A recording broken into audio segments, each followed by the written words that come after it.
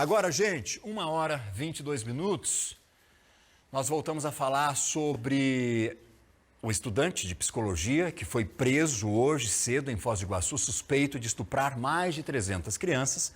A repórter Beatriz Frenner conversa aqui com a gente, vai bater um papo ao vivo direto de Curitiba, onde agora há pouco teve uma entrevista coletiva da Polícia Civil.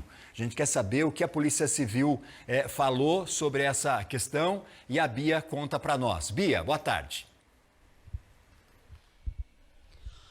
Oi, Valdinei, uma boa tarde para você e para todos aí na região oeste do Paraná. A gente fala ao vivo de Curitiba. Essa é uma investigação que foi desencadeada aí de forma conjunta pela Polícia Civil do Paraná com a Polícia Federal e contou também com recursos tecnológicos para que os policiais, nesse último mês em que correu esse processo de investigação, pudessem ter provas suficientes. É o que tudo indica também, foi muito fácil, né? Doutor José Barreto, da Polícia Civil, que está aqui com a gente, foi muito fácil, doutor, encontrar essas evidências. Ele tinha muito material no computador. Como foi esse processo? Boa tarde. Boa tarde, exatamente. A investigação começou, possuímos junto com a Polícia Federal ferramentas que conseguem monitorar as pessoas ali, os usuários na internet que estejam armazenando esse tipo de conteúdo, e verificou-se que esse usuário realmente era uma situação muito grave, pois além de ele estar com mais de 1.700 arquivos, ele ainda participava ali daqueles arquivos. Então, ou ele estava numa videochamada com diversas crianças, acreditando que mais de 300 vítimas, crianças desse tipo de crime, Ele aparecia ali na videochamada orientando a criança que ela deveria fazer, a criança geralmente pelada ou fazendo às vezes até algum ato sexual que é gravíssimo,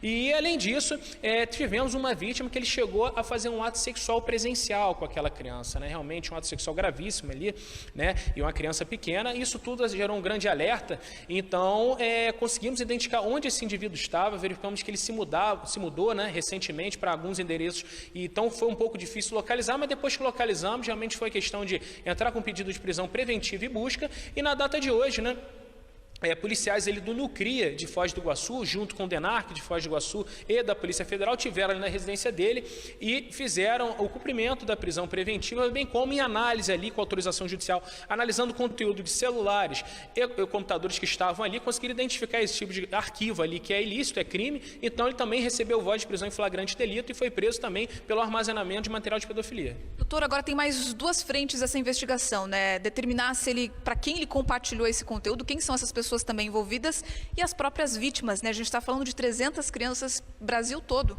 Exatamente. Foi verificado que ele teria compartilhado com algumas pessoas, por meio do Facebook. A gente vai ter que investigar quem seriam essas pessoas que estão recebendo e o porquê estariam recebendo, bem como essas crianças. A gente verificou que ele aliciava essas crianças por meio de jogos, Ele oferecia recompensas no jogo, aquela moeda virtual, em troca das crianças aparecerem peladas ali ou mandarem fotos e vídeos, o que realmente é gravíssimo, Inclusive, o fato de você coagir ou mandar uma criança fazer algum ato sexual, mesmo que na internet, isso inclusive entra como estupro de vulnerável virtual. É uma modalidade nova, vem sendo aceita pelos tribunais, e esse indivíduo realmente está dando um grande exemplo de como que ele fez isso, inclusive em larga escala. A gente sabe o poder da internet, você consegue alcançar o mundo todo, por meio das redes sociais. Então, são mais de 300 crianças em perigo, que vamos agora partir para essa linha investigativa, junto com o NUCRIA de Foz do Iguaçu, a fim de identificar essas crianças, que elas possam ser encaminhadas para exames em hospitais, e bem como verificar junto a uma escuta especializada por meio de psicólogos ou depoimento especial,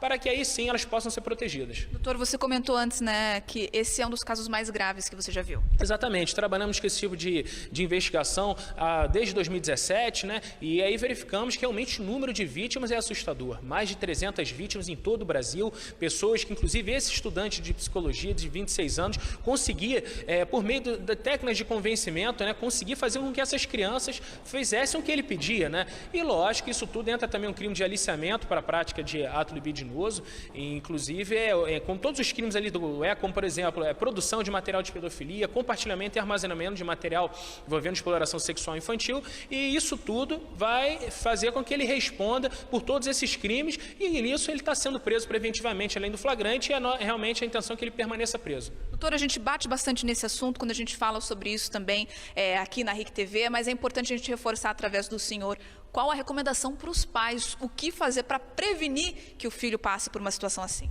Bem, é muito importante que os pais orientem seus filhos dos riscos da internet, na existência de perfis fakes. Muito cuidado com quem que eles estão adicionando, né? Às vezes a criança ela quer ser famosa na rede social, ela quer ter o perfil aberto, a gente tem que ter muito cuidado com o que está postando no seu perfil, qual tipo de informação, muitos dados sensíveis que estão ali, às vezes a amostra de qualquer pessoa, né?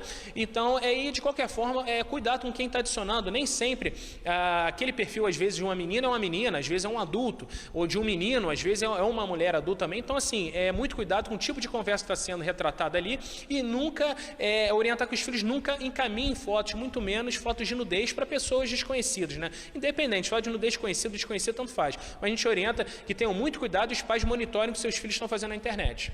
Obrigada, doutor, pelas informações aqui com a gente no Balanço Geral, para justamente reforçar também, né, esse alerta para que os pais monitorem ali as redes sociais, o uso das crianças nas plataformas digitais, porque às vezes o jogo não é uma rede social, mas por ali também existem os chats ao vivo, as formas de se comunicar com pessoas muitas vezes desconhecidas e mal intencionadas. Então esse homem permanece preso em Foz do Iguaçu, uma prisão preventiva, ele deve passar por uma audiência de custódia na mesma cidade e depois disso a justiça vai definir quais são os próximos passos desse processo. Mas de fato, um caso muito grave, cerca de 300 crianças vítimas desse abuso sexual, tanto virtual quanto presencial, crianças de todo o Brasil, desse único homem do Paraná, de Foz do Iguaçu, um estudante de psicologia de 26 anos. Volto com você, Valdinei. Valeu, obrigado, Bia, pelas